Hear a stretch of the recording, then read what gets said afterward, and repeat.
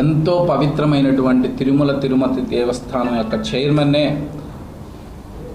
కొన్ని అభ్యంతరకరమైన వీడియోలు బయటికి వచ్చినా కానీ ఎటువంటి యాక్షన్స్ తీసుకోకుండా భారతదేశ చరిత్రలో మొట్టమొదటిసారి ఒక ఎంపీ డైరెక్ట్గా డ్రగ్స్ తీసుకొని దొరికినా కానీ స్టేషన్ బెయిల్ ఇచ్చి పంపించేటటువంటి సంగతులు ఉన్నటువంటి మన రాష్ట్రంలో ఏదైనా ఇష్యూని డైవర్ట్ చేయడానికి పర్ఫెక్ట్ డైవర్ట్ పాలిటిక్స్ ఆడేటువంటి తెలుగుదేశం పార్టీ అదేవిధంగా కూటమి ప్రభుత్వం నిన్న ఒక కొత్త డైవర్షన్కి తెరతీసింది. అదేంటంటే అమరావతికి చట్టబద్ధత కల్పిస్తూ ఒక తీర్మానాన్ని మేము పాస్ చేస్తున్నాము అసెంబ్లీలోంచి అని చెప్పి అంటున్నారు. నేను అడిగేది ఏంటి అంటే అమరావతికి చట్టబద్ధత కల్పించాలని మీరు ఒక తీర్మానం పాస్ చేసే బదులు ఏదైతే మీరు అలయన్స్లో ఉన్నటువంటి ప్రభుత్వమే సెంట్రల్లో ఉంది కాబట్టి దానితో డైరెక్ట్గా ఎందుకు మీరు చట్టభద్రత కల్పించలేకపోతున్నారు అనేది మా ప్రశ్న. రెండవది, ప్రతి దానికి డైవర్షన్ చేయడానికంటే ఇన్ని ఇబ్బందుల్లో ఇలాంటి ఒక ఇష్యూని తీసుకొస్తే పాతవన్నీ డైవర్షన్ అయిపోతాయి అనే ఒక అభూత కల్పన ప్రజలందరికీ కల్పించడానికే నిన్నటువంటి ఆ డ్రామా చేశారు. నిజంగా చిత్తశుద్ధి ఉంటే అసెంబ్లీతో పాటు మండలిని కూడా మీరు ఎందుకు ఆ తీర్మానం అనేది పాస్ చేయలేదు అని అడుగుతున్నాను. ఒకటి డైవర్షన్ చేయడానికి, రెండోది ఏంటంటే second phase of land pooling అని ఒకటి కొత్తగా తీసుకొచ్చారు. అది తీసుకొచ్చిన తర్వాత రాజధాని ప్రాంతంలో ఉన్నటువంటి ప్రతి రైతు కూడా ఏ నాయకుడైతే దగ్గరికి వెళ్తున్నారో వాళ్ళని మెట్టి తీసుకొని కొట్టేటట్టు ఉన్నారు. దాన్ని కూడా కవర్ చేసి మళ్ళీ ప్రజల్ని మభ్యపెట్టడానికే ఈ ల్యాండ్ పూలింగ్ని ఓవర్కమ్ అవ్వటానికే ఈ చట్టబద్ధత అనేది తీసుకొస్తున్నాడు. రాజధాని ప్రాంతంలోని రైతులు ఏ విధమైనటువంటి దుర్భర జీవితం గడుపుతున్నారో నాతో పాటు రండి, నేను చూపిస్తాను మీకు. ఎందుకంటే మొదటి ఫేజ్లో ల్యాండ్స్ ఇచ్చిన వాళ్ళు ఎక్కడ మళ్ళీ వాళ్ళకి ల్యాండ్ అలాట్ చేశారో తెలియక చెరువుల్లాగా మారిపోయినటువంటి పరిస్థితులు ఇప్పుడు ఉన్నాయి. పిల్లల చదువులకు కానివ్వండి, పిల్లల పెళ్ళిళ్ళకి కానివ్వండి, అప్పు చేయలేక వాళ్ళ ప్లేస్ ఎక్కడుందో తెలియక ఎంతమంది జీవితాలు అల్లాడుతున్నాయో ఒక్కసారి మీరు గమనించండి అని చెప్తున్నాను. తీర్మానం అవసరం ఎందుకు వచ్చిందంటే సేమ్ ఈ డైవర్షన్ చేయాలి, మన పబ్బం గడుపుకోవాలి అన్న ఒక్క రీజన్తోనే ఈ తీర్మానం దానికి వచ్చేసింది. అట్ ద సేమ్ టైం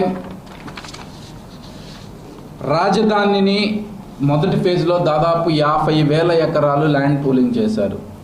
సాక్షాత్తు మీరే అసెంబ్లీ సాక్షిగా ఒక ఎకరం డెవలప్మెంట్కి 2 కోట్ల రూపాయలు అవుతుంది అనేది తెలియజేశారు. అంటే దాదాపు 1,00,000 కోట్ల రూపాయలు. ఎక్కడి నుంచి మీరు ఈ మనీ తేపోతున్నారు? ఆల్రెడీ రాష్ట్రం ఎంతో అప్పుల్లో ఉంది అని చెప్పి ఏ కార్యక్రమాన్ని ఏ పథకాన్ని అమలు చేయమన్నా కానీ చెప్పేటటువంటి మీరు దీన్ని ఏ విధంగా ముందుకు తీసుకెళ్ళబోతున్నారు? ఫస్ట్ ఫేజ్ అయిపోయి మళ్ళీ ఇప్పుడు సెకండ్ ఫేజ్లో దాదాపు 30,000 ఎకరాలు రావాలంటున్నారు కదా, దానికి ఏ విధంగా డబ్బులు సమకూరుస్తారు అనేది మాట అవుతుంది. ఓన్లీ డిజైన్లకే దాదాపు 5,000 కోట్లకు పైగా మీరు ఖర్చు చేశారంటే ఇంకా వాటిని కన్స్ట్రక్ట్ చేయడానికి ఏ విధంగా ఖర్చు చేయబోతున్నారు అనేది మీ ప్రజలకే అంతు చిక్కని విషయంలాగా ఉంది. ఎక్కడా లేనటువంటి విధంగా ఒక స్క్వేర్ ఫీట్కి దాదాపు 11,000 రూపాయలు ఖర్చు చేస్తున్నారంటే ఆ లగ్జరీ అనాలా ఇంకేదైనా దాని నెక్స్ట్ వర్డ్ ఏదైనా ఉందా అనేది నాకు అర్థం అవ్వట్లేదు. దాంతోపాటు టెండర్లలో గూడు పుటాని ఏ విధంగా ఉందో ఎక్కడా కూడా టెండర్ ఫార్మేషన్లో ఉన్న వాళ్ళకి 4% ఎక్సెస్తో మీరు పనులు ఇవ్వడం అనేది దేనికి నిదర్శనం? అంటే ఆ 4% మీ జేబుల్లోకి వస్తుందా లేదా చిన్న చిన్న కంపెనీల ద్వారా మీ డొల్ల కంపెనీల్లోకి ఆ మనీ వస్తుందా అనేది ఒక్కసారి ఆలోచించండి. దాంతోపాటు ఎప్పుడు ఏది మాట్లాడినా కానీ అమరావతి అనేది ఒక సెల్ఫ్ ఫైనాన్స్ సిస్టమ్ అనేది ఎక్కడో ప్రతి చోట ముఖ్యమంత్రి అనే మాట. కానీ సెల్ఫ్ ఫైనాన్స్ ఏ విధంగా మీరు సెల్ఫ్ ఫైనాన్స్ ప్రతిదీ రాష్ట్రంలో ఉన్నటువంటి ప్రతి దాని మీద, ప్రతి కార్పొరేషన్ మీద, ప్రతి బిల్డింగ్ మీద లోన్ తీసుకోవడానికి సిద్ధమైన మీరు రానున్న రోజుల్లో ప్రజలకు ఏం సమాధానం చెప్పబోతారు?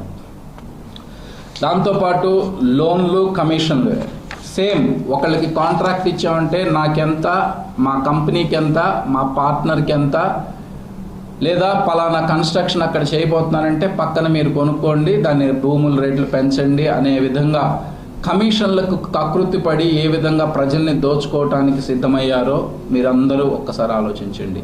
కేవలం టెంపరరీ నిర్మాణాల వ్యయాన్నే వేల కోట్లు దాటించి లక్షల కోట్లలోకి ఎంటర్ అవబోతున్నారంటే ఇంకా పర్మనెంట్ భవనాల సంగతి ఏంటి అని అడుగుతున్నారు. సరే, 2028 లోపు మీరు కంప్లీట్ చేస్తానంటున్నారు. 100% మేము దాన్ని స్వాగతిస్తాం. కానీ అట్లీస్ట్ 2 నుంచి 3 సంవత్సరాల లోపల కంప్లీట్ అవ్వాలి అంటే కనెక్టివిటీ అన్న ఉండాలి కదా, ప్రతి గ్రామానికి లేదా ప్రతి చోటకి వెళ్ళటానికి. ఆ కనెక్టివిటీనే మీరు ఇంతవరకు తీసుకురాలేకపోయారే, ఇంకా ఏ విధంగా 2028లో మీరు కంప్లీట్ చేస్తారు అంటారు. డెఫినెట్గా వైఎస్ఆర్సీపీ పార్టీ రాజధానికి వ్యతిరేకంగా మాట్లాడటం అనేది కల్లండి. మేము ప్రశ్నించేది రాజధాని పేరుతో జరిగేటటువంటి అవినీతిని మాత్రమే మేము ప్రశ్నిస్తున్నాము. ఏ విధంగా అంటే దాన్ని రాజధాని అనౌన్స్ చేయడానికి ముందే వాళ్ళ బినామీల చేత ఏ విధంగా అక్కడ ల్యాండ్ కొనిచ్చారో మీరు అందరూ చూశారు. ప్లస్ రాజధానిలో జరిగేటటువంటి ఎటువంటి కార్యక్రమానికైనా ఒక ఆర్టీఐ ద్వారా మాకు పలానా ఇన్ఫర్మేషన్ కావాలి అంటే ఒక్కటి కూడా ఇవ్వలేనటువంటి స్టేజ్లో ఉన్నారు అంటే ఏ విధంగా మీరు పారదర్శకంగా ప్రజలకు చూపించబోతున్నారు?